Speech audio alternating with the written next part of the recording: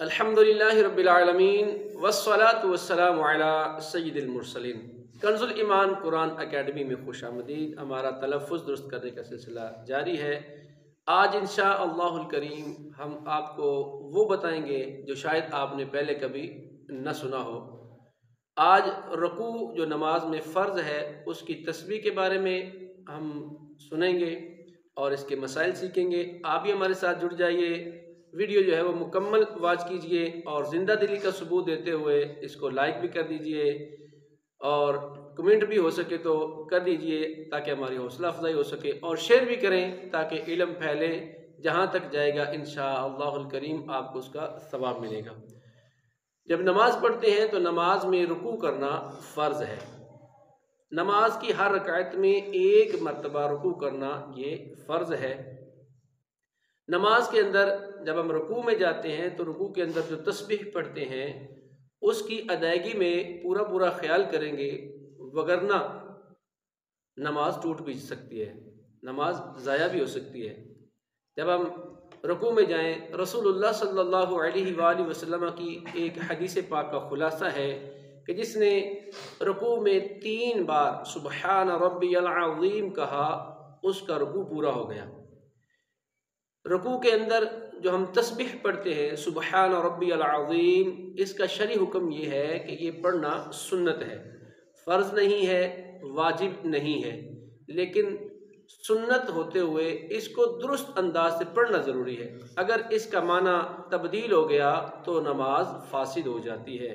جیسا کہ علماء کرام ارشاد فرماتے ہیں، جس نے سبحان ربی العظیم واو کی جگہ عظیم پڑھ دیا، سبحان ربی العظیم، تو اس کی نماز ٹوٹ جاتی ہے، اس کا معنی تبدیل ہو جاتا ہے۔ سبحان ربی العظیم کا مطلب ہے پاک ہے میرا رب عظمت والا، بہت بلند۔ جب ہم اس کو عظیم پڑھتے ہیں تو لغت میں عظیم کا ایک معنی جو ہے وہ جانی دشمن بھی ہے۔ عظیم جانی دشمن، سخت مخالف۔ تو اب اندازہ لگائیں کہ جب ہم تسبیح پڑھ رہے ہیں سبحان ربی العظیم سبحان ربی العظیم، تو اب اندازہ لگائیں کہ وہ اس کا معنی کیا بن رہا ہے، یعنی کہ پاک ہے میرا رب جانی دشمن، الیاذ باللہ، استغفر اللہ، اس سے نماز ٹوٹ جاتی ہے۔ اچھا، پھر اگر دیہاتوں میں نکل جائیں تو دیہاتوں میں تو تلفظ کا بالکل بھی وہ سرے سے نام و نشان ہی نہیں ہوتا، تو بعض مقامات پر ایسے بچوں کو پڑھایا جا رہا ہوتا ہے سبحان ربی العظیم سبحان ربی العظیم، یعنی کہ عظیم کو عجیم پڑھا جا رہا ہے، اور عجیم کا معنی ہے گنگا۔ اب اندازہ لگائیں کہ جب ہم اپنے رب عز و جل کو گنگا کہہ رہے ہیں، الیاذ باللہ استغفر اللہ، جو کہ رب کی شان ہی نہیں ہے، تو پھر نماز ہماری کیسے درست ہوگی؟ سبحان ربی العظیم یعنی کہ پاک ہے میرا رب جو گنگا ہے، الیاذ باللہ استغفر اللہ، یعنی کہ اتنی بڑی لاپرواہی ہے۔ ہم اللہ کی عبادت کر رہے ہیں اور عبادت ہماری جو ناقص ہو رہی ہے اور ہمیں پتہ ہی نہیں ہے، لہذا اس پر ہم نے بھرپور توجہ کرنی ہے۔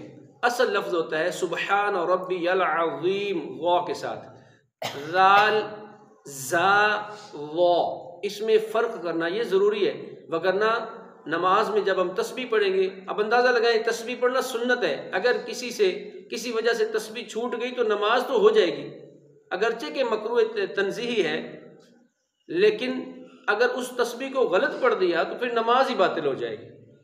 آج ہم اس کی مشق کریں گے، آپ کو سکرین پہ بھی نظر آئے گا، میں نے یہ ڈال دیا اس کے اوپر، سبحان ربی العظیم سبحان ربی العظیم، یہ دونوں غلط ہیں۔ تیسری لائن جو آپ کو نظر آ رہی ہے یہ سبز میں، سبحان ربی العظیم، یہ درست ہے۔ علماء کرام فرماتے ہیں، یہ قانون شریعت فقہ کی کتاب ہے، اس میں یہ لکھا ہے کہ جس کو سبحان ربی العظیم کہنا نہیں آ رہا، کوشش کے باوجود وہ سبحان ربی الکریم پڑھے۔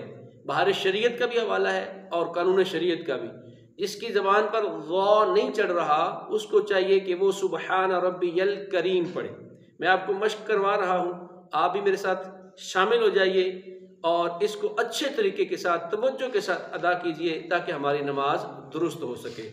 بسم اللہ الرحمن الرحیم، بسم اللہ الرحمن الرحیم، سبحان ربی العظیم، سبحان ربی العظیم، सुबहान रब्बियल अज़ीम, सुबहान रब्बियल अज़ीम, सुबहान रब्बियल अज़ीम, सुबहान रब्बियल अज़ीम। और अगर अज़ीम कहना नहीं आ रहा तो फिर तस्बीह क्या पढ़ेंगे? सुबहान रब्बियल करीम, सुबहान रब्बियल करीम, सुबहान रब्बियल करीम। सुबहान रब्बियल करीम। एक रुकू में 3 तस्बीहात, कम अज़ कम 3 तस्बीहात पढ़ना सुन्नत है, और 5, 7, 9 पढ़ना ये मुस्तहब है। फिर जब रुकू से उठते हैं, रुकू से बिल्कुल सीधा खड़े होते हैं, तो इसको कहते हैं कौमा, जो कि वाजिब है।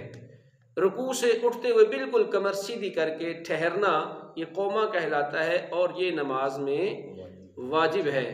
और रुकू से उठते हुए हम कहते हैं समीअल्लाहु लिमन हमिदा, समीअल्लाहु लिमन हमिदा, यानी कि अल्लाह ने उसकी सुन ली जिसने उसकी हम्द की।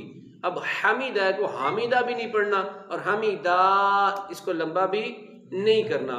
आइए इसकी भी मशक करें। समीअल्लाहु लिमन हमिदा, समीअल्लाहु लिमन हमिदा, समीअल्लाहु लिमन हमिदा, समीअल्लाहु लिमन हमिदा, समीअल्लाहु लिमन हमिदा। समीअल्लाहु लिमन हमिदा।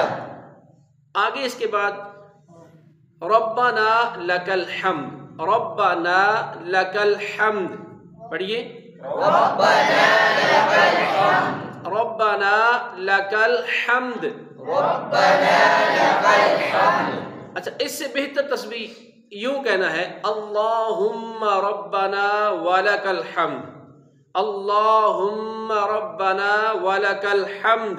अल्लाहुम्मा रब्बना वलकल हम्द। अल्लाह पाक जल्ल शानु हमें नेक आमाल की तौफीक नसीब फरमाए। हमारे साथ जुड़े रहिए इंशाअल्लाहुल करीम।